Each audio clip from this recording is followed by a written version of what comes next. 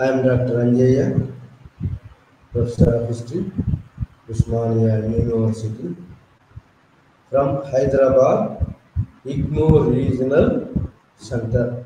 From Hyderabad, IGNOU Regional Center.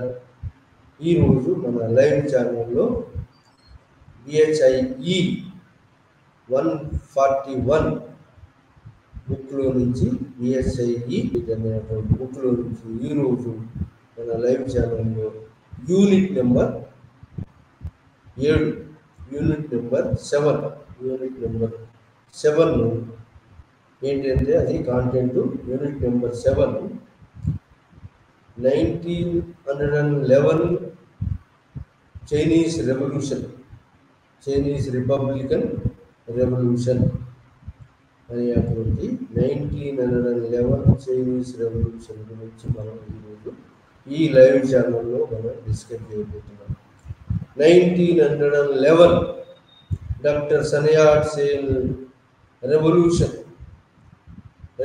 For establishment of republic in China అనే దాని revolution ఎలా జరిగింది, దానికి గల కారణాలు ఏమిటి, ఏమి కారణాలు దానికి దారితీసినాయి అనేది మనం ఈరోజు లైవ్ ఛానల్లో యూనిట్ నెంబర్ 7ను మనం క్షుణ్ణంగా ఈరోజు లైవ్ ఛానల్లో డిస్కస్ చేయబోతున్నాం.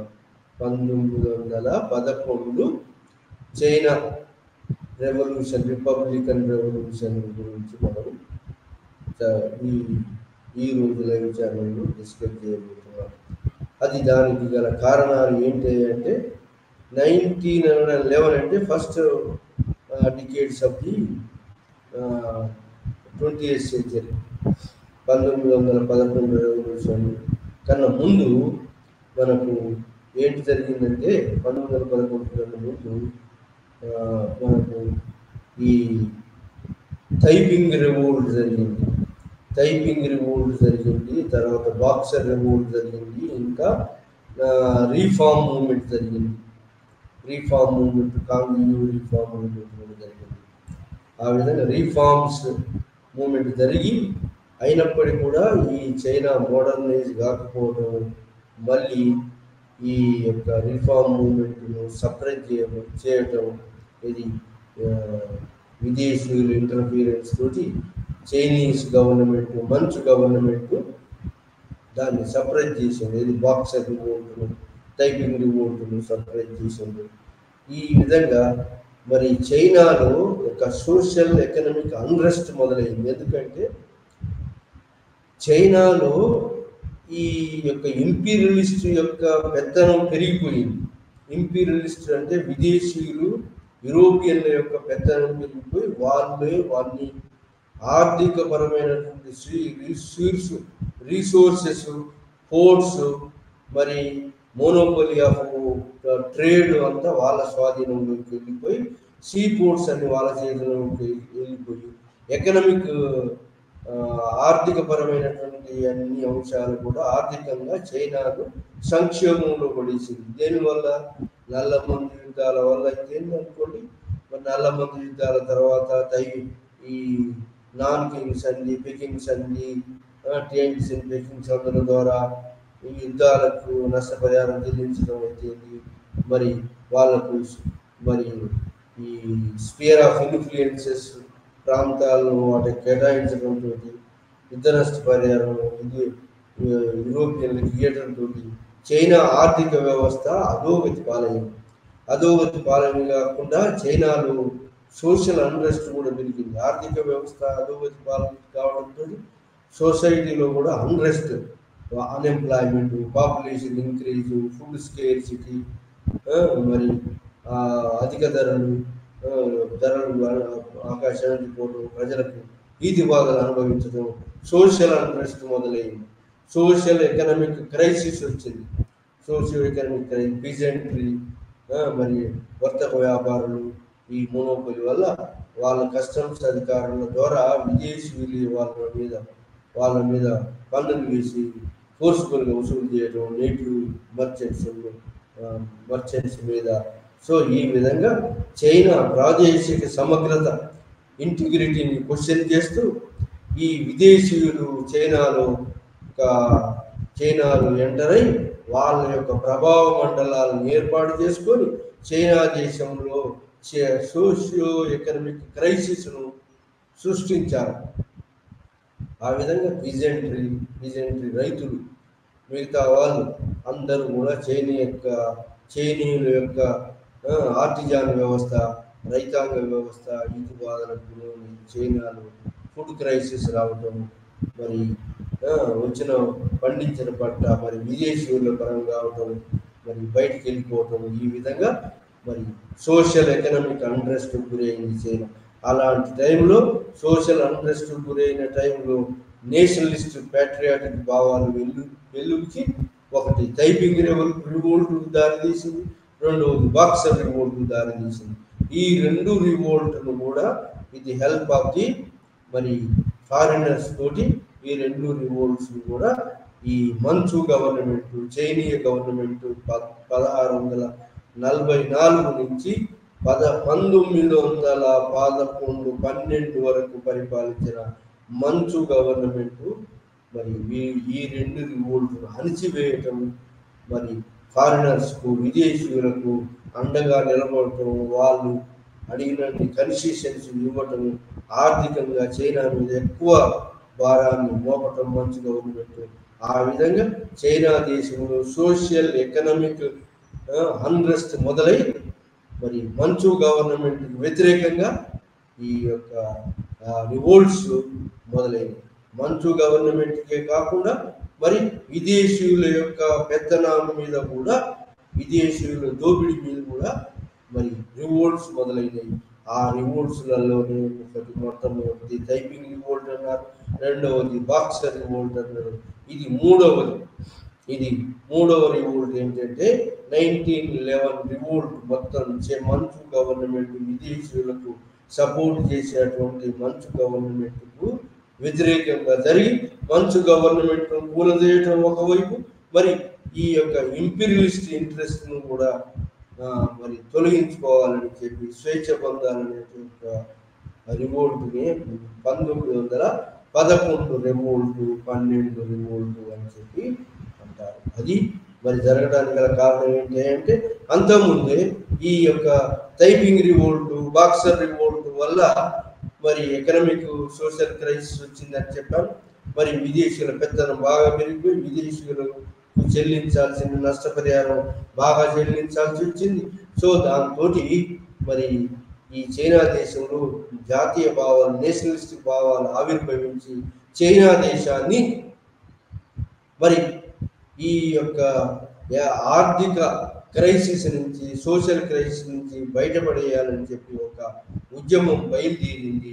ఆ ఉద్యమంలోనే ఒక రీఫార్మ్స్ చక్రవర్తి మరి మేజీ చక్రవర్తులు జపాన్లో చేసినారు. జపాన్లో చేసి మేజీ రెస్టరేషన్ మరి ఆర్థిక సంక్షోభం నుంచి జపాన్ బయటపడి వేసి జపాన్ మోడర్న్ దేశంగా మరి మోడర్నైజ్ అయ్యి మరి పెద్ద బలమైన దేశంగా ఆవిర్భవించింది.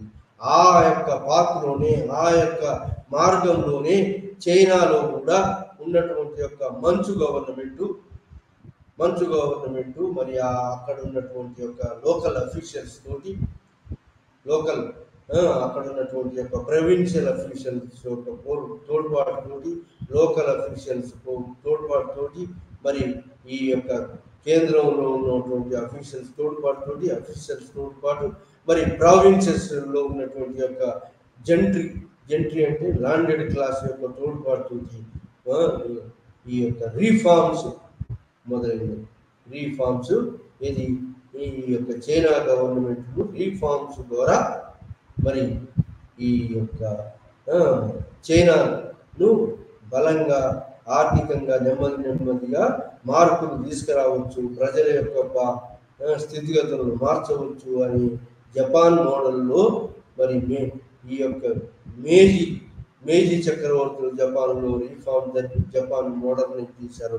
అలా మోడర్నైజ్ చేయాలనే ఉద్యమం బయలుదేరింది. దాంట్లోనే ఆ యొక్క రీఫార్మ్స్ బయలుదేరి అది ఈ మంచు చక్రవర్తుల యొక్క ఆధ్వర్యంలోనే రీఫార్మ్ మూమెంట్ బయలుదేరింది. దాంట్లో ఈ అఫీషియల్ సెంట్రల్లో ఉన్నటువంటి అఫీషియల్స్ కొంతమంది ఈ సపోర్ట్గా ఉండి రీఫార్మ్ మూమెంట్ ముందుకు నడిపారు. దాంట్లో ఏంటయ్యా అంటే ఎడ్యుకేషన్, ఆర్మీ రీఫార్మ్స్, తర్వాత అడ్మినిస్ట్రేషన్ అండ్ ఇన్స్టిట్యూషనల్ రీఫార్మ్స్ అనేది మొదలుపెట్టారు.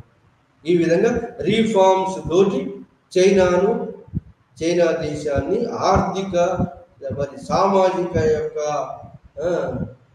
అన్రెస్ట్ నుంచి బయటపడేయాలనేటువంటి ఉద్దేశంతో రీఫార్మ్ మూమెంట్ను చైనా గవర్నమెంట్, మంచు గవర్నమెంట్ లేదా క్వింగ్ గవర్నమెంట్ అఫీషియల్స్ యొక్క తోడ్పాటుతో మొదలు ప్రావిన్సెస్ యొక్క తోడ్పాటుతో మరి అఫీషియల్స్ తోడ్పాటుతో మొదలు పెట్టారు. అది రీఫార్మ్ మూమెంట్. రీఫార్మ్ మూమెంట్ మొట్టమొదటి ఏంటంటే ఎడ్యుకేషనల్ రీఫార్మ్స్. ఎడ్యుకేషనల్ రీఫార్మ్స్ ఏంటి అంటే ఎడ్యుకేషనల్ రీఫార్మ్స్ మరి ఎడ్యుకేషన్, ఇది మోడర్న్ ఎడ్యుకేషన్, మరి హిస్టరీ ఆఫ్ చైనా చదవటం, modern education, history of China, world హిస్టరీని, వరల్డ్ జాగ్రఫీని, మ్యాథమెటిక్స్ను, మరి ఇంకా సైన్స్, ఈ యొక్క రంగాల్లో ఎడ్యుకేషన్ ఇవ్వాలి. చైనా యొక్క విద్యార్థులకు ఈ రంగాల్లో నేర్పడతారు. చైనా హిస్టరీని, కన్ఫ్యూషన్ హిస్టరీని బోధించడం వల్ల ప్యాట్రియాటిక్ పీపుల్ డెవలప్ చేయవచ్చు అని చెప్పి, మరి అదేవిధంగా వరల్డ్ హిస్టరీ నేర్చుకోవాలని, జాగ్రఫీ నేర్చుకోవాలని, మ్యాథమెటిక్స్ నేర్చుకోవాలని, సైన్స్ ఈ ఆస్పెక్ట్స్లో విద్య బోధించాలనే ఒక రీఫార్మ్ మొదలైంది. ఆ యొక్క రీఫార్మ్స్ను ఎడ్యుకేషన్లో రీఫార్మ్స్ ఏంటంటే ప్రైమరీ ఎడ్యుకేషన్ ఎక్కడ అంటే డిస్ట్రిక్ట్స్లలో ప్రైమరీ ఎడ్యుకేషన్ సెంటర్స్ జరగబోతాయి. మరి సెకండరీ ఎడ్యుకేషన్ ఎక్కడ అంటే సెకండరీ ఎడ్యుకేషన్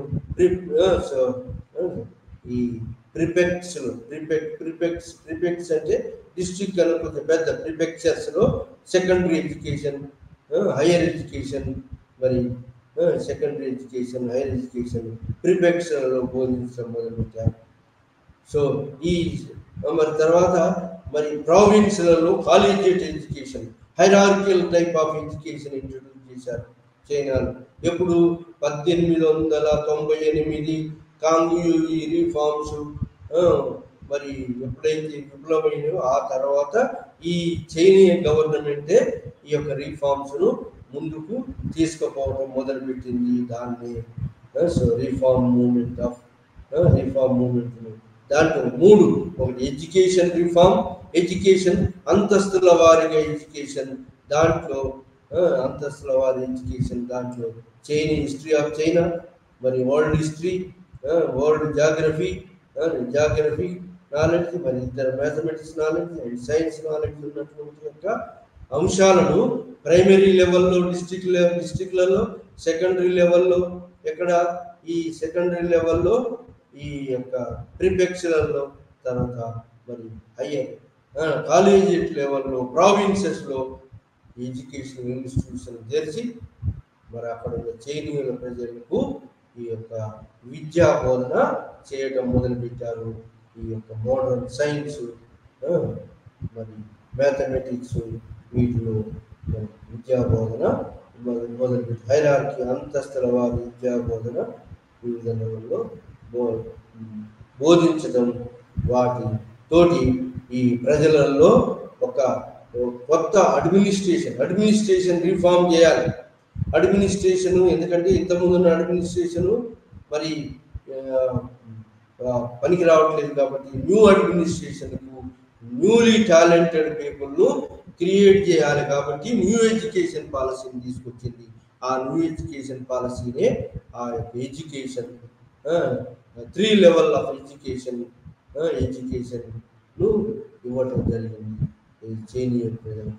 ఆ విధంగా ఎడ్యుకేషనల్ రిఫార్మ్స్, తర్వాత ఆర్మీ రిఫార్మ్స్ ఏంటి అంటే అది ఎడ్యుకేషన్ రిఫార్మ్, తర్వాత ఆర్మీ రిఫార్మ్స్. ఆర్మీలో మోడర్న్ ఎక్విప్మెంట్స్, జపనీస్ ఆధ్వర్యంలో మోడర్న్ ఎక్విప్మెంట్స్. ఆర్మీలో ప్రొవిన్షియల్ ఆర్మీ ఉండేది, సెంట్రల్ ఆర్మీ ఉండేది. సెంట్రల్ ఆర్మీ కన్నా ప్రొవిన్షియల్ ఆర్మీలో ప్రావిన్సెస్లో ఉన్నటువంటి యొక్క ప్రొవిన్షియల్ గవర్నర్లు, ప్రొవిన్షియల్ ఆఫీసర్స్, మరి ఈ యొక్క ప్రావిన్స్లో ఉన్న అకాడమీ ద్వారా ట్రైనింగ్ ఇచ్చి మరి ప్రొవిన్షియల్ ఆర్మీ బాగా బలంగా తయారైంది. ఈ యొక్క సెంట్రల్ గవర్నమెంట్ యొక్క ఆర్మీ కన్నా, సెంటర్లో ఉండేటువంటి ఆర్మీ కన్నా ప్రొవిన్షియల్ ఆర్మీ బలంగా తయారై ఆ విధంగా ప్రావిన్సెస్ యొక్క ఆర్మీ యొక్క సపోర్ట్ తోటి ఈ తైపింగ్ రివోల్ట్ కానీ, బాక్సర్ రివోల్ట్ కానీ చైనా యొక్క మంచు గవర్నమెంట్ అణిచివేయగలిగింది. ఆ విధంగా చైనాలో చైనీయ మిలిటరీ అకాడమీస్ను ప్రావిన్స్ను ఓపెన్ చేశారు. ఆ మిలిటరీ అకాడమీస్లో ఫారినర్స్ను తోటి ట్రైనింగ్ ఇప్పించటం, మరి ఇంకా ఈ యొక్క మిలిటరీ ఆఫీసర్స్ను కూడా ఫారిన్ స్టేట్స్కు పంపి, ఇంగ్లాండ్కు, జపాన్కు పంపి అక్కడ ట్రైనింగ్ ఇప్పించి వాళ్ళ ఆఫీసర్స్గా తీర్చిదిద్దడం. ఈ విధంగా ఆర్మీ రిఫార్మ్స్, ఆర్మీకి న్యూ ఎక్విప్మెంట్స్ ఇవ్వటం, మరి న్యూ ట్రైనింగ్ ఇవ్వటం. మరి ఆర్మీలో ఎవరైతే జెంట్రీలో ఉన్నటువంటి అంటే పెద్దలలో ఉన్నటువంటి వాళ్ళు దాంట్లో చేరటం, అంటే బాగా ఈ యొక్క బాగా భూములు ఉన్నటువంటి యొక్క జెంట్రీ యొక్క సన్స్ జెంట్రీ యొక్క కొడుకులు మాత్రమే దాంట్లో చేరటం. ఈ విధంగా ఆర్మీలో మరి ఈ ఉన్నత స్థాయి వర్గం ఆర్మీలో చేరటం. ఆ విధంగా ఆర్మీ రిఫార్మ్స్ మోడర్నైజ్ చేసి ఆర్మీని ఈ యొక్క యూరోపియన్ ఆర్మీని రిసిస్ట్ చేసే అంత వాళ్ళను ఓడించే విధంగా తయారు చేయటం అనేటువంటి పద్ధతితోటి ఆర్మీ రిఫార్మ్స్ తీసుకొచ్చారు. ఆ విధంగా ఆర్మీ రిఫార్మ్స్ ప్రొవిన్షియల్ లెవెల్లో, ప్రొవిన్షియల్ అకాడమీస్లో ట్రైనింగ్ పొందినటువంటి ప్రొవిన్షియల్ ఆర్మీ బాగా బలంగా ఉండటం, సెంట్రల్ ఆర్మీ వీక్గా ఉండటం. మరి ఎగ్జామినేషన్ సిస్టమ్ కూడా, ఎడ్యుకేషన్లో ఇంకోటి ఎగ్జామినేషన్ సిస్టమ్ కూడా ఉంది. ఎగ్జామినేషన్ సిస్టము ఎట్లాంటిది అంటే 8 లెగ్డ్ ఎస్ఏ రాయకుండా మరి ఈ షార్ట్ బిట్స్ రాసి అన్ని అంశాలను క్షుణ్ణంగా తెలుసుకునేటువంటి యొక్క ఎడ్యుకేషన్ను, మరి ఎడ్యుకేషనల్ ఎగ్జామినేషన్స్ పెట్టారు. Old traditional education 8 legged essay కాకుండా మరి అన్ని అంశాలు కవర్ చేస్తున్నటువంటి short aspect of education examination పెట్టి న్యూ రిక్రూట్స్ను తీసుకోవడం, ట్రైన్డ్ రిక్రూట్స్, మరి మోడర్న్ ఎడ్యుకేషన్ అవలంబించిన ఎడ్యుకేషన్ రిక్రూట్స్ చేసుకొని సైన్యంలో కానీ బ్యూరోక్రసీలో కానీ రిక్రూట్ చేసుకొని మరి యొక్క అడ్మినిస్ట్రేషన్ను స్ట్రెంథెన్ చేయాలనే ఉద్దేశంతో ఎడ్యుకేషనల్ రిఫార్మ్స్ తీసుకొచ్చారు. దాంతో ఆర్మీ రిఫార్మ్స్ కూడా మరి ఆర్మీని స్ట్రెంథెన్ చేసి చైనా యొక్క ఆర్మీని స్ట్రెంథెన్ చేస్తేనే విదేశీయుల యొక్క ప్రాబల్యాన్ని రిసిస్ట్ చేయగలుగుతుంది. చైనా గవర్నమెంట్ యొక్క ప్రాదేశిక సమగ్రతను మరి రక్షించగలుగుతుంది అనేటువంటి ఉద్దేశంతో బలమైనటువంటి ఆర్మీని తయారు చేయాలనేటువంటి ఆర్మీ రిఫార్మ్స్ కూడా తీసుకొచ్చారు.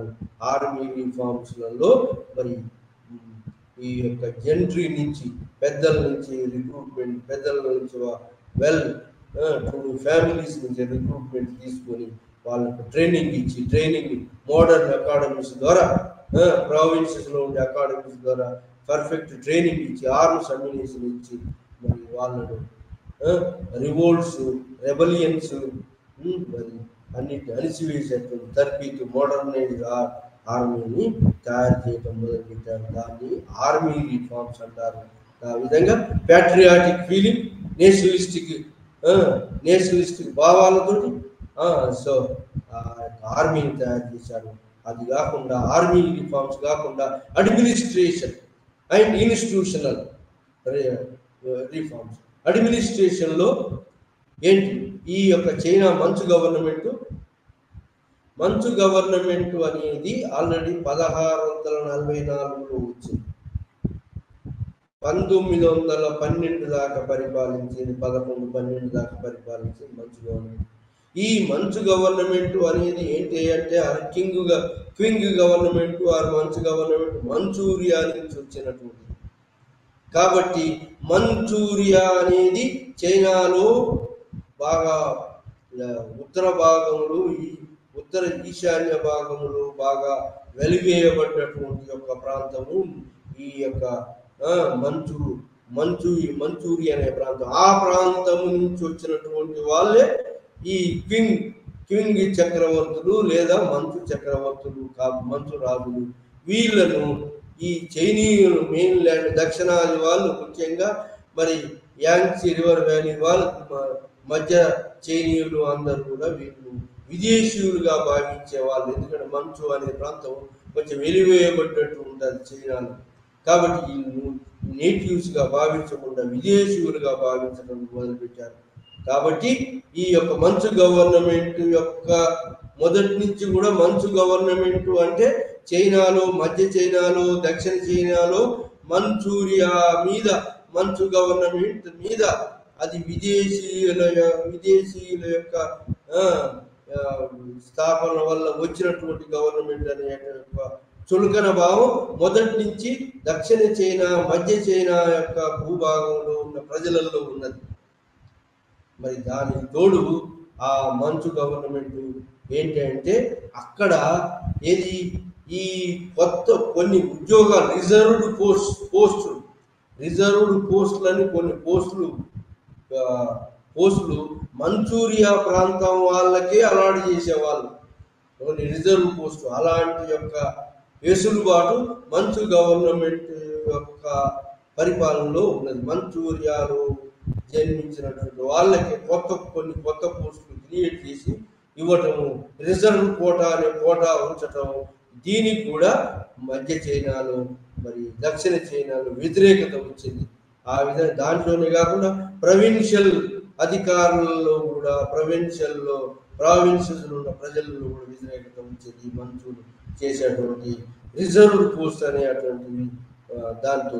సో ఈ విధంగా మంచూలకు వ్యతిరేకంగా ఇంకా మంచూలు ఏం చేసినారంటే, మంచు గవర్నమెంట్ మరి ఇది విదేశీయుల చేతుల్లో ఓడిపోయింది. విదేశీయుల చేతుల్లో ఓడిపోయి ఓపియం నల్లమందు యుద్ధాల్లో ఓడిపోయింది. మరి ఎక్కువ కంపెన్సేషన్ ఇస్తానని చెప్పి విదేశీయులకు ఒప్పుకున్నది. అంతేకాకుండా మరి ఈ యొక్క టైపింగ్ రివోల్ట్ అంచడానికి విదేశీయుల సాయం తీసుకుంది. మరి బాక్సర్ రివోల్ట్ను అంచడానికి కూడా విదేశీయుల సాయం తీసుకొని అంచివేసింది. కాబట్టి ఈ విధంగా విదేశీయుల యొక్క ప్రాబల్యం పెరుగుతూ ఉంది. మంచు గవర్నమెంట్ యొక్క అలయన్స్ విత్ విదేశీయులు, మంచు గవర్నమెంట్ విదేశీయులను ఎదుర్కోలేకపోతుంది, విదేశీయులకు దాసోహం అంటుంది. కాబట్టి విదేశీయుల యొక్క ఆర్థిక దోపిడిని అరికట్టలేకపోతుంది. కాబట్టి విదేశీయులకు మరి వ్యతిరేకంగా చేయలేకపోతుంది. కాబట్టి అట్లాంటి మంచు గవర్నమెంట్ను తొలగించాలి, విదేశీయుల యొక్క ప్రాబల్యాన్ని కూడా తొలగించాలి అనేటువంటి నేషనలిస్టిక్ భావాలు మరి చైనాలో పెళ్ళుబుకినాయి. ఈ విధంగా నేషనలిస్టిక్ భావాలు మంచు గవర్నమెంట్కి వ్యతిరేకంగా, విదేశీయుల యొక్క ప్రాబల్యానికి, ఇంపీరియలిస్ట్ ప్రాబల్యానికి వ్యతిరేకంగా ఒక జాతీయ భావం పెళ్ళుబిచింది. ఈ జాతీయ భావం పెళ్ళుబిచి జాతీయ ప్యాట్రియాటిక్ ఫీలింగ్ డెవలప్ అయ్యి విదేశీయుల మీద మరి ఎక్కువగా విదేశీయుల మీద అసహ్యం పెంచుకోవడం జరిగింది. అదేవిధంగా విదేశీయుల మీద అసహనం పెంచుకోవడం కాకుండా చైనీయులు విదేశీయులతో మరి సఖ్యతగా ఉండేటువంటి గవర్నమెంట్ మంచు గవర్నమెంట్ మీద కూడా మంచు గవర్నమెంట్ వాళ్ళకు ఆ క్వింగ్ గవర్నమెంట్ వాళ్ళకు తోడ్పడుతుందనే ఉద్దేశంతో ఈ యొక్క మంచు గవర్నమెంట్ మీద కూడా, ఈ క్వింగ్ గవర్నమెంట్ మీద కూడా అధికమైనటువంటి యొక్క అసూయ, హేట్రెడ్ భావం, మరి వ్యతిరేక భావం నెలకొంది ప్రజలలో. ముఖ్యంగా ప్రజలలో, ముఖ్యంగా ప్రావిన్సెస్లో, ప్రాంతాలలో, మరి రైతులలో, మరి జెంట్రీ అంటే ల్యాండెడ్ క్లాసులలో, రైతులలో, స్టూడెంట్స్లలో, మరి ఎడ్యుకేటెడ్ క్లాసులలో, మరి మర్చెంట్స్లలో, ఈ అందరి వాళ్ళందరి అన్ని రకాల ప్రజలలో ఈ మంచు గవర్నమెంట్కి వ్యతిరేకంగా, మరి ముఖ్యంగా మర్చెంట్స్, ట్రేడర్స్ అండ్ పిజెంట్స్, రైతులు, ఈ ఇద్దరు కూడా కలిశారు. ఈ ఇద్దరు కూడా కలిసి మంచు గవర్నమెంట్కి వ్యతిరేకంగా రివోల్ట్స్ మొదలుపెట్టారు. దాన్ని షంగ్ అంటారు. అంటే ఇద్దరు కలిసి వ్యతిరేకత వెలుగుచ్చటం. ఎవరెవరు?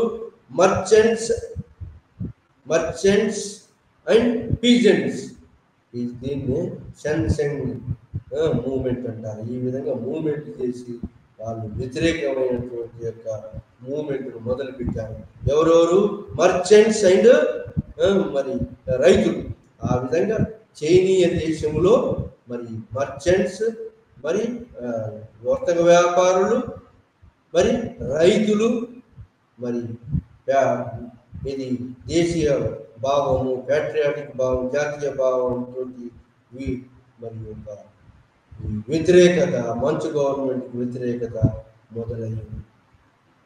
మంచు గవర్నమెంట్కు వ్యతిరేకంగా, మరి మంచు గవర్నమెంట్కి వ్యతిరేకంగా, మరి ఇంపీరియలిస్ట్కు చైనాను దోసుకునేటువంటి యొక్క యూరోపియన్లకు వ్యతిరేకంగా ప్రజలలో, మరి ప్రాంతాలలో, ప్రావిన్సెస్లో ఉన్నటువంటి ఆర్మీలో, ప్రావిన్సెస్లో ఉన్నటువంటి అధికారులలో, మరి కొంతమంది మిలిటరీలో ఉన్నటువంటి యొక్క అధికారులలో కూడా మరి ఈ యొక్క చైనా దేశం పరిపాలించేందుకు మంచు గవర్నమెంట్ వ్యతిరేకంగా, మరి ఆర్థిక దోపిడీని గురి చేసేటువంటి యొక్క యూరోపియన్లకు వ్యతిరేకంగా చైనాలో జాతీయ భావం పెళ్ళుకి చైనాలో జాతీయ భావంతో రెవల్యూషన్ ఆర్గనైజేషన్, సీక్రెట్ ఆర్గనైజేషన్స్ అనేవి మొదలైనవి. జాతీయ భావం పెళ్ళుకి ఈ విధంగా విదేశీయులు తోడ్పడేటువంటి యొక్క మంచు గవర్నమెంట్కి వ్యతిరేకంగా విదేశీయులు ఆర్థిక సామాజిక దోపిడీ చేసేటువంటి విదేశీయులకు వ్యతిరేకంగా, విదేశీయ కంపెనీలకు వ్యతిరేకంగా, మరి ఈ యొక్క స్వదేశీ కంపెనీలను స్థాపించినటువంటి యొక్క మర్చెంట్స్, ట్రేడర్స్, ఇండస్ట్రియలిస్టు, మరి ఆ విధంగా ఈ యొక్క విదేశీయులు మరి చైనాలో ఈ విధంగా విదేశీయులు మోనోపోలీని ఎస్టాబ్లిష్ చేస్తున్నారు. ఎక్కడెక్కడ మోనోపోలీని?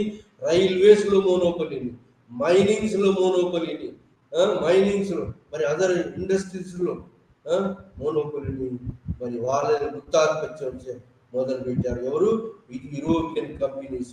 సో ఆ విధంగా యూరోపియన్ కంపెనీస్ ఎక్కువ పెట్టుబడిని మరి చైనాలో పెట్టడం మొదలుపెట్టారు.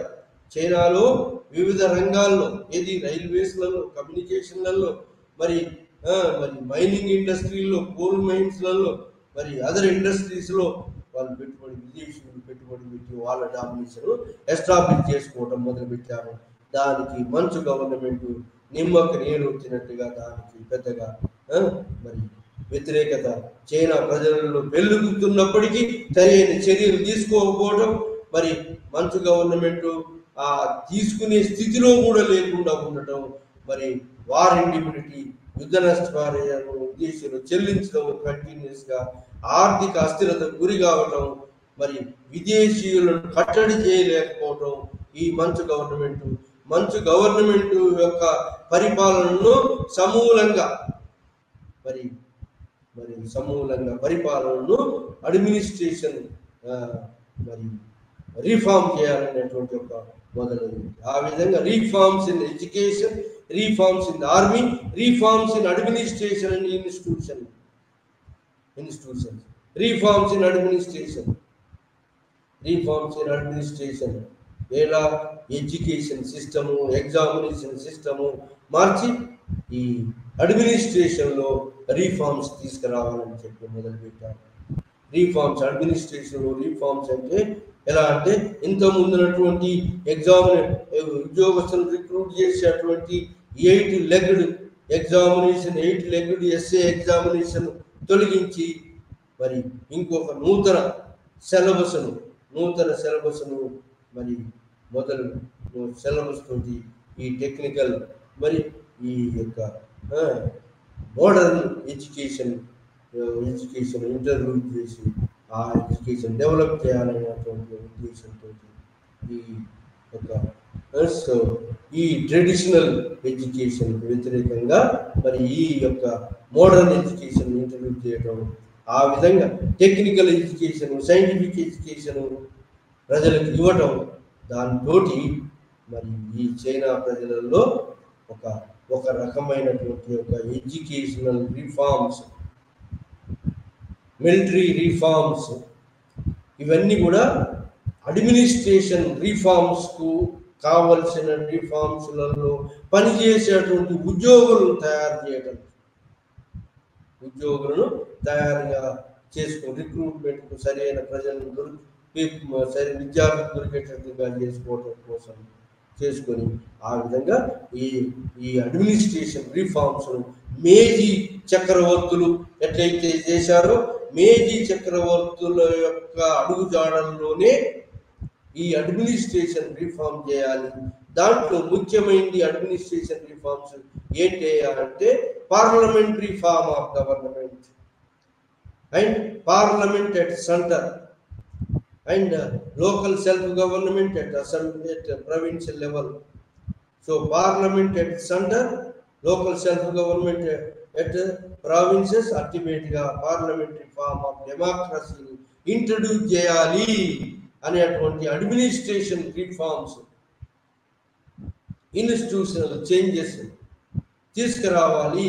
ఎక్కడ జపాన్లో మేజీ చక్రవర్తులు ఎలా అయితే అడ్మినిస్ట్రేషన్ రిఫార్మ్స్ చేసి జపాన్ దేశాన్ని ఆర్థికంగా బయటపడేయటం, ఆర్థికంగా డెవలప్ చేయడం జరిగిందో అలాంటి రిఫార్మ్స్నే చైనాలో చేయాలని చెప్పి ఉద్యమం మొదలైంది. అలాంటి ఒక రిఫార్మ్స్ తీసుకురావాలి అని చైనాలో కూడా అలాంటి రిఫార్మ్స్ తీసుకురావాలి అని చెప్పి ఉద్యమం మొదలైంది. అది మరి ఈ యొక్క రిఫార్మ్ మూమెంట్ మరి ఇలాంటి యొక్క మంచు గవర్నమెంట్ మరి రోజు రోజుకు ఈ విదేశీయ కంపెనీలకు దాసోహం అయిపోయి మరి నేటివ్ మర్చెంట్స్ను, నేటివ్ పీజెంట్స్ను, రైతులను కానీ నేటివ్ పీపుల్ను పట్టించుకోకపోవడంతో చైనాలో విదేశీయులకు వ్యతిరేకంగా ఒక boycott movement, purchase swadeshi movement అనేది ఒకటి. Boycott movement, boycott the foreign movement మన ఇండియాలో ఎట్లయితే వచ్చిందో 1905లో ఇండియాలో ఎట్లయితే వచ్చిందో అట్లనే అక్కడ చైనాలో కూడా 1901 నుంచి boycott the foreign, purchase the స్వదేశీ అనేటువంటి, ఎంకరేజ్ ది స్వదేశీ మర్చెంట్స్, ఎంకరేజ్ ది స్వదేశీ ఇండస్ట్రీ, స్వదేశీ ఎంటర్ప్రెన్యూర్షిప్ అని చెప్పి ఒక ఉద్యమం బయలుదేరింది ఎక్కడ చైనాలో. మరి boycott the foreign merchants boycott చేయాలి. అయినప్పటికీ ఫారెన్ మర్చెంట్స్ ఎంతో పెట్టుబడిని 700 పౌండ్స్ స్టెర్లింగ్స్ ఉన్న పెట్టుబడి వాళ్ళకు 13,000 పెరిగింది. సో ఆ విధంగా మరి రోజు రోజుకు కొద్ది కాలంలో అంత పెరగడం, ఆ విధంగా విదేశీయుల ఎంటర్ప్రెన్యూర్షిప్ను ఎంకరేజ్ చేస్తున్నటువంటి గవర్నమెంట్ మీద మరి ఈ విదేశీయులు దాని మీద మరి స్వదేశీ ఎంటర్ప్రెన్యూర్స్ను సపోర్ట్ చేయాలంటే ఉద్యమము మరి ఈ యొక్క ఉద్యమానికి అనుకూలంగా చైనా యొక్క ప్రజలలో మరి తీవ్రమైనటువంటి అసంతృప్తి మొదలైంది. చైనా దేశాన్ని నేషనలిస్టిక్ భావాలు ఎమర్చేయి, జాతీయ భావాలు ఎమర్చేయి. చైనాలో రెండు గ్రూపులైన చైనా దేశంలో ప్రజలు 2 గ్రూపులుగా అయినారు. ఒకటి రిఫార్మిస్ట్ గ్రూపు, రెండవది రెవల్యూషనరీ గ్రూప్. ఒకటి రీఫార్మిస్ట్ గ్రూప్, అంటే రీఫార్మ్ చేయడం ద్వారా, అంటే స్లోగా చేంజెస్ తీసుకురావాలి. స్లోగా మంచు గవర్నమెంట్ ఆధ్వర్యంలోని స్లోగా చేంజెస్ తీసుకొచ్చి, చేంజెస్ ఎట్లయితే పడవ మరి ఒడ్డు నుంచి లోపలికి ఎలా వెళ్ళిపోతుందో, సముద్రంలోకి స్లోగా వెళ్ళిపోతుందో, అట్లాంటి రీఫార్మ్స్ తీసుకురావాలనేటువంటి లియాంగ్ కుచౌ అనేటువంటి లీడర్ బయలుదేరాడు. Slow steady wins the race అన్నట్టుగా ఒక రీఫార్మ్ మూమెంట్ రెండు రకాల మూమెంట్స్ బయలుదేరి చైనా యొక్క ప్రాదేశిక సమగ్రతను కాపాడడానికి, సావరణగా కాపాడడానికి మరి చైనాలో మరి మార్పులు ఆర్థికంగా సోషల్ సొసైటీలో మార్పులు తీసుకురావాలని 2 గ్రూపులు బయలుదేరినాయి. ఒకటో రీఫార్మిస్ట్ గ్రూప్, లియో చంగ్ కిచౌ అనేటువంటి వాడు రీఫార్మిస్ట్ గ్రూప్ కు లీడర్. సో అతను ఎవడంటే కాంగ్యూకి శిష్యుడు. ఆ విధంగా ఈ యొక్క రీఫార్మిస్ట్ గ్రూపు ఒకరు, రెవల్యూషనరీ గ్రూపు ఇంకొకరు లీడర్. ఎవరంటే రెవల్యూషన్ లీడర్ కు doctor Sun Yat Sen leader. అట్లా రెవల్యూషనరీ ఆర్గనైజేషన్స్ ఒకటే, Sun Yat Sen secret organisation Sun Yat Sen ఒక్కందే కాదు, ఇంకా ఎన్నో ఈ రెవల్యూషనరీ ఆర్గనైజేషన్స్ తీవ్రమైనటువంటి తీవ్రవాద ఆర్గనైజేషన్ ఎన్నో పుట్టాయి చైనాలో. పుట్టి అన్నీ కూడా ఈ చైనా గవర్నమెంట్ అణిచివేత చర్యల వల్ల ఏమైనాయంటే అవన్నీ కూడా చైనా దేశం నుండి జపాన్కు పారిపోయింది. లీడర్స్ అందరూ, వాళ్ళ యొక్క ఫాలోవర్స్ అందరూ కూడా జపాన్కు పారిపోయి అక్కడ రెవల్యూషనరీ ఆర్గనైజేషన్స్ అక్కడ అలా డాక్టర్ సన్ యాట్ సేన్ కూడా అక్కడనే పారిపోయాడు. అట్లనే ఇక్కడ ఈ యొక్క చక్రవర్తి ఆధ్వర్యంలో ఈ లియాంగ్ కిచౌ అనేవాడు రీఫార్మ్ మూవ్మెంట్ మొదలుపెట్టి ఈ యొక్క రీఫార్మ్ మూవ్మెంట్ చక్రవర్తులు తీసుకురావాలి. ఇది మేజీలో జపాన్ చక్రవర్తులే రీఫార్మ్ మూవ్మెంట్ తీసుకొచ్చి చక్రవర్తులే మరి దానికి గైడెన్స్ గా ఉండి జపాన్ మోడర్నైజ్ చేసి మరి బలమైన దేశంగా తీర్చిదిద్దారు. ఆ విధంగా చైనాలో కూడా slow and steady wins the race అనేటువంటి యొక్క రీఫార్మ్ మూవ్మెంట్ను మరి ఈ కాంగ్యూ శిష్యుడు అయినటువంటి యొక్క లియాంగ్ కిచౌ అనేవాడు మొదలుపెట్టాడు. కానీ ఈ యొక్క రీఫార్మ్ మూవ్మెంట్ ఏంటి అంటే కాన్స్టిట్యూషనల్ మోనార్కీ. రీఫార్మ్ మూవ్మెంట్ ఎట్లాంటిదంటే మోనార్కీ ఏంటిది? Constitutional monarchy. ఈ రీఫార్మ్ మూవ్మెంట్ లో ఏమని బోధించారంటే ఇతను రీఫార్మ్ అనేది స్లోగా వస్తుంది, దాంట్లో డెమోక్రసీ వస్తుంది, నెమ్మదిగా కాన్స్టిట్యూషనల్ మోనార్కీ వస్తుంది, ప్రజల యొక్క సావరిటీ ఉంటుంది, ఆ విధంగా డెమోక్రసీ ఉంటుంది. మరి ఈ యొక్క కాన్స్టిట్యూషనల్ మోనార్కీ ఎస్టాబ్లిష్ కావాలి. ఆ యొక్క మోనార్కీ టుటెలా అంటే కాన్స్టిట్యూషన్ ఒక హెడ్ అనేవాడు ఉండాలి. హెడ్ ఆ విధంగా ఈ చక్రవర్తి హెడ్ గా ఉన్నటువంటి యొక్క రీఫార్మ్ చైనా యొక్క గవర్నమెంట్ను రీఫార్మ్ గవర్నమెంట్, టుటెలా గవర్నమెంట్ మరి ఉన్నటువంటి పాత వాళ్ళని ఉండాలి అనేటువంటి ఒక నినాదంతో ఈ యొక్క రీఫార్మ్ మూవ్మెంట్ మరి చక్రవర్తికి సపోర్ట్ గా ఉన్నటువంటి యొక్క యువాన్ షెకై చక్రవర్తికి సపోర్ట్ గా ఉన్నటువంటి వాడు యువాన్ షెకై గవర్నమెంట్ రీఫార్మ్ మూవ్మెంట్ కు ఈ లియో కిచౌ మరి చక్రవర్తి ఆర్మీ జనరల్ గా ఉన్నటువంటి వాడు యువాన్ షెకై చక్రవర్తులకు సపోర్ట్ చేస్తూ మరి మిలిటరీని మోడర్నైజ్ చేసి ఆ యొక్క బాక్సర్ రివోల్ట్ అలసగలిగిన వాడు. ఆ టైంలోనే ఈ ప్రొవిన్షియల్ ఆర్మీ బాగా బలంగా అయింది. సెంట్రల్ ఆర్మీ కన్నా ప్రొవిన్షియల్ ఆర్మీ బలంగా ప్రొవిన్షియల్ ఆర్మీలు యువాన్ షేఖ్ ఆధ్వర్యంలో నార్త్ చైనాలో ఈ యొక్క 6-7 divisions of army modern equipments తోటి మరి బాగా ట్రైన్డ్ అయినటువంటి యొక్క ఆర్మీని తయారు చేశాడు యువాన్ షేఖ్. ఆ యువాన్ షేఖ్ యొక్క అభివృద్ధికి ఈ యొక్క ప్రావిన్సెస్లో నార్త్ చైనాలో ఉన్నటువంటి యొక్క ప్రావిన్స్లో ఉన్నటువంటి యువాన్ షేఖ్ ఒక సైన్యం 6 డివిజన్స్ ఆఫ్ సైన్యము బాగా తర్ఫీదు పొంది విదేశీయుల యొక్క ట్రైనింగ్ తర్ఫీదు పొందినటువంటి యొక్క ఆర్మీ జనరల్స్ ఆధ్వర్యంలో మరి మోడర్నైజ్ చేసినటువంటి ఆర్మీ తోటి యువాన్ షేఖ్ మరి ఈ ప్రొవిన్షియల్ ఆర్మీస్ చాలా బలంగా కావడం, దాంట్లో ముఖ్యంగా యువాన్ షేఖ్ ఆధ్వర్యంలో ఉన్నటువంటి యొక్క ఆర్మీ చాలా బలంగా ఉండటం మొదలుపెట్టింది.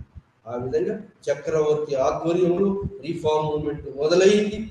మరి రీఫార్మ్ మూవ్మెంట్ మొదలయ్యింది. కానీ ఆ రీఫార్మ్ మూవ్మెంట్ ఏంటంటే చక్రవర్తి ఆధ్వర్యంలో చక్రవర్తి ఏం చేశాడంటే నేషనలైజేషన్ ఆఫ్ రైల్వేస్ అన్నాడు చక్రవర్తి. ఎందుకంటే ఈ చక్రవర్తికి వ్యతిరేకంగా ఎక్కువగా మరి ఈ యొక్క మంచులకు వ్యతిరేకంగా ఇంపీరియలిస్ట్ వ్యతిరేకంగా చైనాలో జాతీయ భావాలు పెళ్ళుకి ఎన్నో సీక్రెట్ ఆర్గనైజేషన్స్ బయలుదేరి రివోల్ట్స్ రెబలియన్స్ మొదలైనవి, ఎన్నో గ్రూపులు సీక్రెట్ ఆర్గనైజేషన్ మొదలై అవన్నీ కూడా అణచివేయబడితే అవన్నీ కూడా ఎక్కడ పోయినాయంటే మరి జపాన్కు మైగ్రేట్ అయినాయి. జపాన్కు ఈ లీడర్స్ అందరూ జపాన్కు వెళ్ళిపోయినారు. సో జపాన్కు ఈ సీక్రెట్ ఆర్గనైజేషన్ ఎన్నో చోట్ల సీక్రెట్ ఆర్గనైజేషన్స్ మొదలయ్యి ఈ యొక్క మంచు గవర్నమెంట్ పడగొట్టాలి, ఇంపీరియలిస్ట్ అధికారాన్ని పడగొట్టి చైనా ప్రాదేశిక సమగ్రతను మరి రక్షించాలనే యొక్క రెవల్యూషనరీ ఆర్గనైజేషన్స్ అణిచివేయబడి అవన్నీ చైనాకు పోయినాయి. కానీ చైనాలో రెవల్యూషనరీ ఆర్గనైజేషన్ అయినటువంటి యొక్క డాక్టర్ సన్ యాట్ సే యొక్క ప్రిన్సిపల్స్ ఏంటి అంటే 3 ప్రిన్సిపల్స్. రెవల్యూషనరీ ఆర్గనైజేషన్ యొక్క 3 ప్రిన్సిపల్స్ ప్రజలకు బాగా అట్రాక్ట్ అయింది. ఏంటి అంటే ఒకటి నేషనలిజం. ఫస్ట్ ప్రిన్సిపల్ ఏంటంటే నేషనలిజం, అంటే చైనా సార్వభౌమత్వాన్ని రక్షించడం నేషనలిజం. మరి నేషనలిజంలో నేషనల్ ప్యాట్రియాటిక్ పీపుల్ అంతా ఒకటి కావాలి. మరి విదేశీయులకు తోడ్పడేటువంటి యొక్క మంచు గవర్నమెంట్ ను మరి తుదముట్టించాలి. మరి యూరోపియన్ల యొక్క అధికారాన్ని కూడా మరి తుదముట్టించాలనేటువంటి నేషనలిస్ట్ ప్యాట్రియాటిక్ భావాలు ఉన్నటువంటి యొక్క నేషనలిస్టిక్ భావాలు ఉన్నటువంటి యొక్క 3 ప్రిన్సిపల్స్ లో మొదటి ప్రిన్సిపల్ నేషనలిజం. అందరూ కూడా ఒకటి కావాలి. ఆ విధంగా అందరూ దీనికి ఈ నేషనలిస్టిక్ ప్రిన్సిపల్స్ కు మరి ఈ లోకల్ మర్చెంట్స్ బైకాట్ అనే పదం నేషనలిస్ట్ తీసుకొచ్చారు కాబట్టి బైకాట్ అండ్ పర్చేజ్ స్వదేశీ అనేటువంటి యొక్క మర్చెంట్ సపోర్ట్ గా నిలిచారు కాబట్టి మర్చెంట్స్, మరి ప్యాట్రియాటిక్ పీపుల్, మరి అదే విధంగా స్టూడెంట్స్, న్యూ ఎడ్యుకేషన్ అలవాటు పడినటువంటి స్టూడెంట్స్, క్లాసిక్ ఎడ్యుకేషన్ కాకుండా న్యూ ఎడ్యుకేషన్ ఇంట్రడ్యూస్ చేశారు కాబట్టి మరి న్యూ ఎడ్యుకేషన్ అలవాటు పడినటువంటి స్టూడెంట్స్, మరి ఇది చైనా యొక్క ఎకనామిక్ క్రైసిస్ ను ఎదుర్కోలేక దివాలా తీసినటువంటి యొక్క పీజెంట్స్, రైతులు, మరి కార్మికులు, మరి చేతి వృత్తుల వాళ్ళు, విదేశీయుల యొక్క ఎగుమతులతోటి పడిపోయిన చేతి వృత్తులతోటి అన్ఎంప్లాయీస్ గా మారినటువంటి యొక్క వర్కర్స్, ఈ విధంగా ప్రజలందరూ కూడా ఈ యొక్క doctor Sun Yat Sen nationalistic భావాలు, మంచు గవర్నమెంట్ విదేశీయులకు తోడ్పడేటువంటి మంచు గవర్నమెంట్ వ్యతిరేకంగా, మరి విదేశీయుల పెత్తనానికి వ్యతిరేకంగా నేషనలిస్ట్ నేషనలిజం భావాలకు అట్రాక్ట్ అయినటువంటి వాళ్ళు ఎక్కువ మంది. దాని తర్వాత రెండవది ఏంటి అంటే డెమోక్రసీ. రెండవది ఏంటి ప్రిన్సిపల్ అంటే డెమోక్రసీ. డెమోక్రసీ అంటే ఎట్లాంటి డెమోక్రసీ? Republican democracy. దాంట్లో రిపబ్లికన్ డెమోక్రసీలో ఏంటంటే ప్రజలే సార్వభౌములు. Parliamentary form of democracy. ప్రజలే సార్వభౌములు, ప్రజలు సార్వభౌములు. మరి ఈ సార్వభౌములలో ఏంటంటే ఈ డెమోక్రసీలో లెజిస్లేటివ్ శాసనసభ సపరేట్ అధికారాలు ఉంటుంది, ఎగ్జిక్యూటివ్ బాడీ సపరేట్ అధికారాలు ఉంటుంది, మరి జ్యుడిషియరీ బాడీకి సపరేట్ అధికారాలు ఉంటాయి. ఈ మూడు సపరేషన్ ఒక దగ్గర కేంద్రీకరించబడితే మోనార్క్ ఏది మంచు చక్రవర్తులు మోనార్కులు ఎట్లయితే మోనార్కిజంలో ఎట్లయితే అరాచకాలు ఈ యొక్క కాంపిటెన్సీ లేకుండా పోయిందో అట్లాంటిది లేకుండా ఈ విధంగా లెజిస్లేటివ్ బాడీ సపరేట్, మరి ఎగ్జిక్యూటివ్ బాడీ సపరేట్ పవర్స్ ఉంటాయి, జ్యుడిషియరీ బాడీ సపరేట్ పవర్స్ ఉంటాయి. ఈ మూడు ఒక దగ్గర ఒక్కరి చేతిలో ఉండవు. అలాంటి రిపబ్లిక్ ఎన్నుకోబడిన ప్రజల చేత ఎన్నుకోబడినటువంటి ప్రజాప్రభుత్వము డెమోక్రసీ సాధించాలనేటువంటి ప్రిన్సిపుల్స్ బాగా అట్రాక్ట్ అయినటువంటి చైనీయ ప్రజలు. ఇంకా మూడవ ప్రిన్సిపుల్ ఏంటి అంటే లైవ్లీవుడ్, పీపుల్స్ లైవ్లీవుడ్ అంటే socialistic pattern of society. Land మీద రైట్స్ అందరికి ఈక్వల్ గా ఉండాలి అని. అంటే లైవ్లీవుడ్, అందరికీ లైవ్లీవుడ్ దొరకాలి, ప్రజలందరికీ జీవనోపాధి, తిండి గుడ్డ కరువు లేకుండా ప్రజలు బ్రతకాలి అనేటువంటి లైవ్లీవుడ్ ఫర్ ఆల్ అనేటువంటి సోషలిస్టిక్ ప్రిన్సిపల్ కూడా బాగా నచ్చింది. ఇది ఈ లోవర్ క్లాసులలో, పీజెంట్రీలలో మరి ఈ విధమైనటువంటి యొక్క ఉన్నటువంటి భావాలు బాగా నచ్చినాయి. ఆ విధంగా అంతకుముందు ఏది యువాన్ షేకై చక్రవర్తులు ఏదైతే జంట్రీ సాయంతో పెద్దల ఏది ల్యాండ్ లార్డ్ సాయంతో మరి ఎలిట్ సాయంతో మరి అఫీషియల్ ప్రావిన్షియల్ మరి సెంట్రల్ అఫీషియల్స్ యొక్క తోడ్పాటుతో పరిపాలించేటువంటి యొక్క మంచు గవర్నమెంట్ ఈ యొక్క ఆర్థిక ఇబ్బందులు ఆర్థికంగా వార్ కంపెన్సేషన్ మరి మిగతా విదేశీయులు చెల్లించాల్సిన కంపెన్సేషన్ మరి ఈ స్పియర్ ఆఫ్ ఇన్ఫ్లుయెన్స్ లో వాళ్ళు దోచుకునేటువంటి దాన్ని అరికట్టలేకపోవడం, ఈ అన్నిటికి మరి ఈ చైనా మంచు గవర్నమెంట్ అబాస్పాలు కావడం మొదలైంది.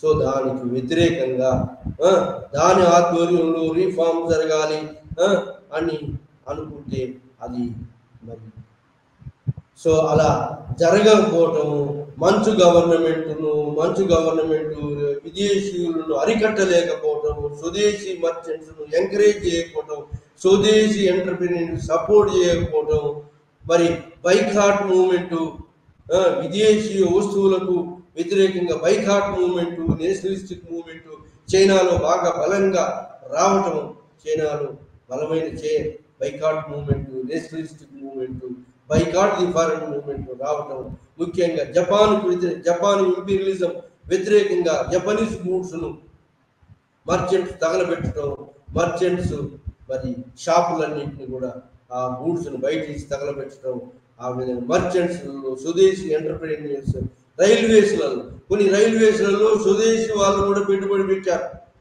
స్వదేశీ వాళ్ళు ఎంటర్ప్రీనియర్స్ కూడా పెట్టుబడి పెట్టారు. సో అలాంటి పెట్టుబడి పెట్టినటువంటి స్వదేశీ ఎంటర్ప్రీనర్షిప్ ఎంకరేజ్ చేయకుండా విదేశీ పెట్టుబడిని ఎంకరేజ్ చేస్తూ విదేశీయులకు తోడ్పాటు ఉండేటువంటి మంచు గవర్నమెంట్ కూలదోయాలనేటువంటి యొక్క కూలదోసి రెవల్యూషనరీ ద్వారా 3 ప్రిన్సిపల్స్ ఆఫ్ రెవల్యూషనరీ ద్వారా రిపబ్లిక్ ను కొత్త రెవల్యూషన్ ద్వారా కొత్త గవర్నమెంట్ ను ఎస్టాబ్లిష్ చేయాలి అనేటువంటి యొక్క దానికి ప్రజలు అట్రాక్ట్ అయినారు. ఆ విధంగా అన్ని వర్గాల ప్రజలు అట్రాక్ట్ అయి మరి డాక్టర్ సయ్యాడ్ సేన్ సపోర్ట్ చేస్తే ఆ యొక్క మరి యువాన్ షేక్ ఆధ్వర్యంలో ప్రొవిన్షియల్ అకాడమీ, ప్రొవిన్షియల్ ఆర్మీ, బలమైన ప్రొవిన్షియల్ ఆర్మీ, మంచు చక్రవర్తులు దీన్ని ఈ సీక్రెట్ ఆర్గనైజేషన్ ఈ వారితో అణిచివేయడంతో వీళ్ళందరూ కూడా సీక్రెట్ ఆర్గనైజేషన్ వాళ్ళందరూ కూడా జపాన్కు పారిపోయి అక్కడ ఈ యొక్క భావాలు ఇక్కడే పరాబల్యం చెందినట్టు ఈ భావాలతోటి తుంగు ముంగు యూ అనే పార్టీని పెట్టారు. అందరూ ఎవరు సీక్రెట్ ఆర్గనైజేషన్, రెవల్యూషనరీ సోషలిస్టులు వాళ్ళందరూ కలిసి జపాన్లో ఒక తుంగు ముంగు యూ పార్టీ అనేటువంటి పార్టీని పెట్టారు. తుంగు ముంగు యూ పార్టీ దాని యొక్క 3 ప్రిన్సిపల్స్ బాగా హైలైట్ చేస్తూ తుంగు ముంగు యూ పార్టీ నేషనలిస్ట్ పార్టీని ఆ తుంగు ముంగు యూ అనేటువంటి ఒక ప్రాంతంలో ఈ యొక్క తుంగు ముంగు యూ నేషనలిస్ట్ పార్టీని ఎస్టాబ్లిష్ చేశారు డాక్టర్ సన్యాట్సేన్ ఆధ్వర్యంలో. ఆ విధంగా అందరు రెవల్యూషనరీస్ అందరూ కూడా కంబైన్డ్ అయ్యి ఒక మూమెంట్ను మరి తీసుకురావటం ఈ యొక్క చైనాలో రివోల్ట్స్ ఆ యొక్క 3 ప్రిన్సిపల్స్ కు అట్రాక్ట్ అయినటువంటి ప్రావిన్స్లలో మరి రెబలియన్స్ స్టార్ట్ అయింది. ఆ టైంలోనే మంచు గవర్నమెంట్ యొక్క కింగ్ గవర్నమెంట్ అస్థిరత ఫీల్ అయ్యింది, అస్థిరత వచ్చింది. అందులో వచ్చే ఒక తర్వాత డోగర్ రాజు చనిపోవటం, తర్వాత ఇంకో రాజు రావటం, ఆ రాజు చనిపోవటం, ఇంకో రాజు రావటం, ఆ విధంగా రాజరికంలో కూడా ఈ యొక్క మరి ఈ యొక్క అస్తవ్యస్తత రావటం. ఆ తర్వాత మరి ఈ యొక్క రాజరికంలో ఉన్నటువంటి మంచు గవర్నమెంట్ కు మరి ప్రొవిన్షియల్ అధికారులకు, ప్రొవిన్షియల్ ఆఫీసర్స్ కు, మరి ప్రావిన్స్ లో ఉన్న జెంట్రీకి కాంట్రడిక్షన్స్ కాన్ఫ్లిక్ట్స్ మొదలైనవి. వాళ్ళ యొక్క అణచివేత చర్యలలో తీసుకున్న నిర్ణయాల్లో కాన్ఫ్లిక్ట్స్ మొదలై వీళ్ళందరూ కూడా డాక్టర్ సన్యాట్సేన్ యొక్క 3 ప్రిన్సిపల్స్ సపోర్ట్ చేశారు. ఈ వర్గాలని అంతకుముందు ఈ యొక్క మంచు చక్రవర్తులకు, యువాన్ షేక్కి మంచు చక్రవర్తులకు సపోర్ట్ చేసినటువంటి వాళ్ళందరూ కూడా ఈ డాక్టర్ సన్యాట్సేన్ కు సపోర్ట్ చేయడంతో ఆ విధంగా రెవల్యూషన్స్ స్టార్ట్ అయినాయి. ముఖ్యంగా ఈ యొక్క చైనాలో ఉన్న షిషావో రైల్వే లైన్స్ అన్నింటినీ నేషనలైజ్ చేస్తున్నాడు అన్నాడు. ఎవరు? మంచు చక్రవర్తులు నేషనలైజ్ చేస్తున్నారు. ఒకవైపు నేషనలైజ్ చేస్తున్నారు, ఇంకో వైపు 60,000 పౌండ్ల స్టెర్లింగ్ విదేశీయుల తోటి లోన్లు తీసుకోవడం మొదలు పెట్టారు.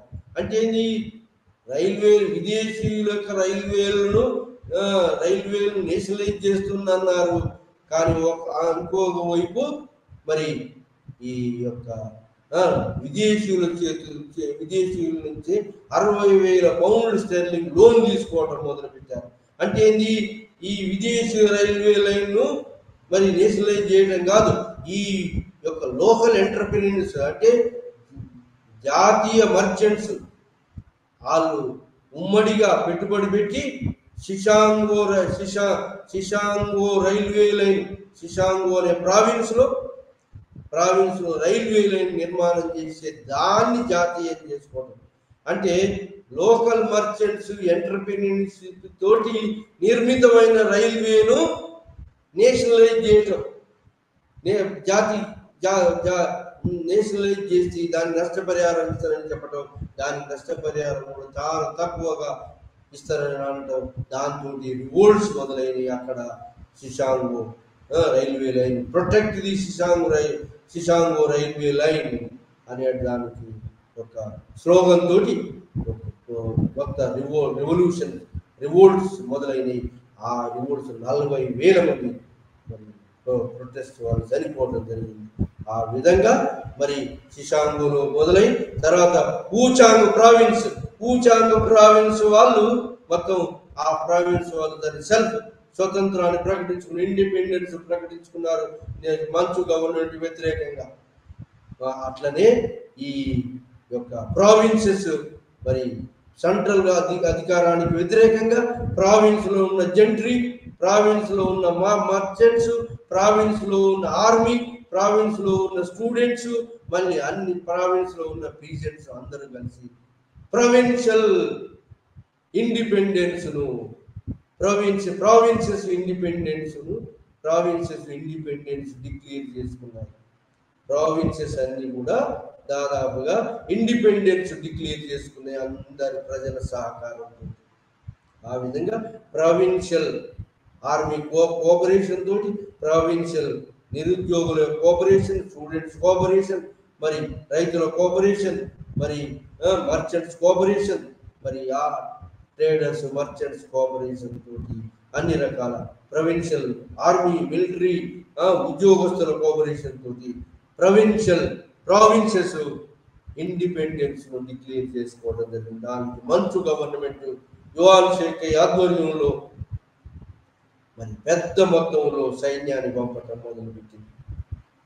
ఆ విధంగా యువాన్ షేక్ ఆధ్వర్యంలో చాలా ట్రైన్డ్ మిలిటరీ, ఉత్తరాదులు 6 డివిజన్స్ మిలిటరీ తయారైందని చెప్పాం. అది మంచు గవర్నమెంట్ సపోర్ట్గా ఉందని చెప్పాం. ఆ విధంగా మంచు గవర్నమెంట్ యువాన్ షేక్ ఆధ్వర్యంలో ఉన్న మిలిటరీ ట్రైన్డ్ ఆర్మీని ఈ యొక్క రివోల్ట్స్ సప్రెస్ చేయడానికి, తుంగుముంగి పార్టీ యొక్క రెబలియన్ను ఈ ప్రొవిన్షియల్ అటానమీ డిక్లేర్ చేసుకున్న ప్రావిన్స్ అంచడానికి ఈ యొక్క ఆర్మీని పంపింది మంచు గవర్నమెంట్. సో ఆ విధంగా ఆర్మీ పంపితే అప్పుడు ఆ ఆర్మీ మరి డాక్టర్ సన్యాట్ సేన్ ఈ యువాన్ షేక్ ఆర్మీ మధ్యలో క్లాష్ మొదలైంది.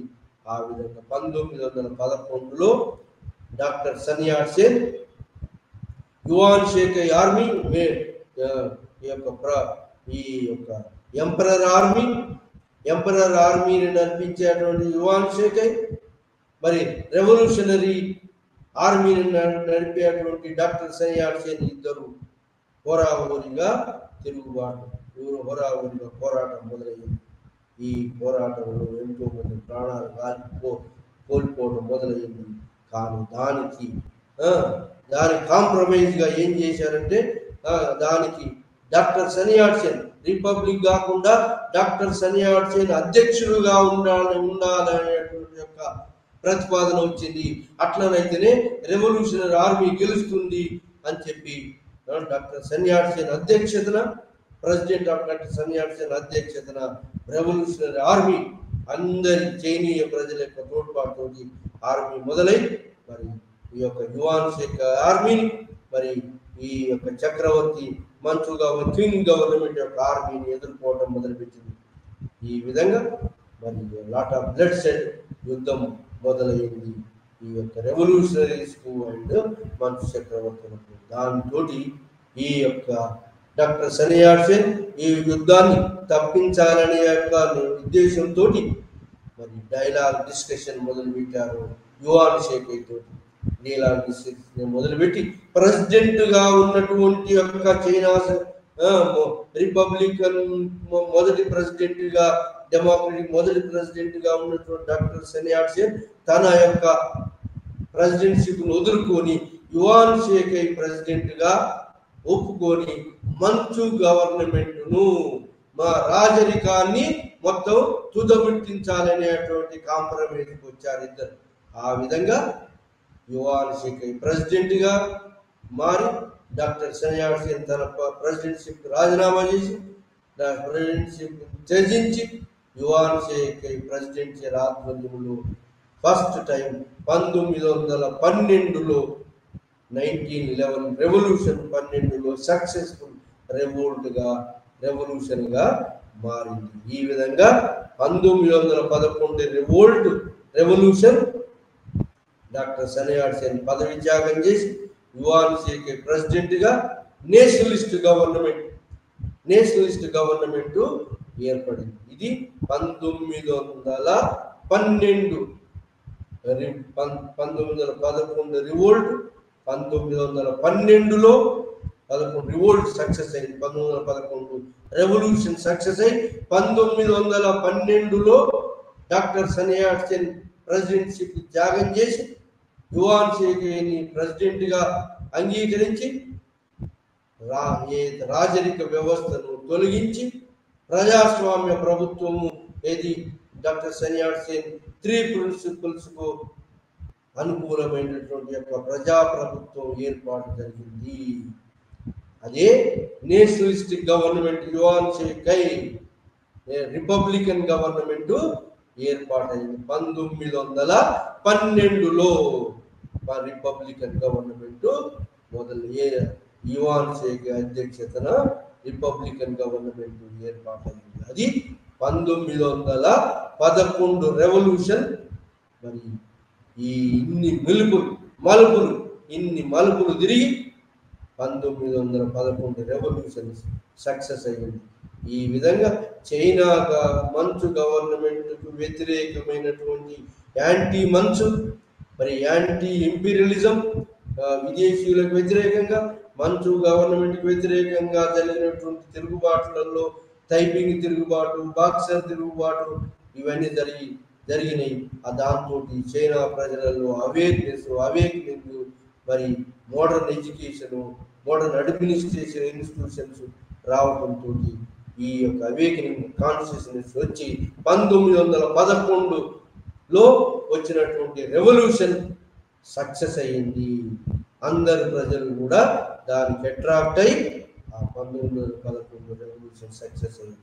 1912లో మంచు గవర్నమెంట్ తొలగిపోయి చైనా రిపబ్లికన్ చైనా ఏర్పడింది. అది మనం ఈరోజు యూనిట్ నెంబర్ 7 మనం చదువుకున్నాం. Unit number 7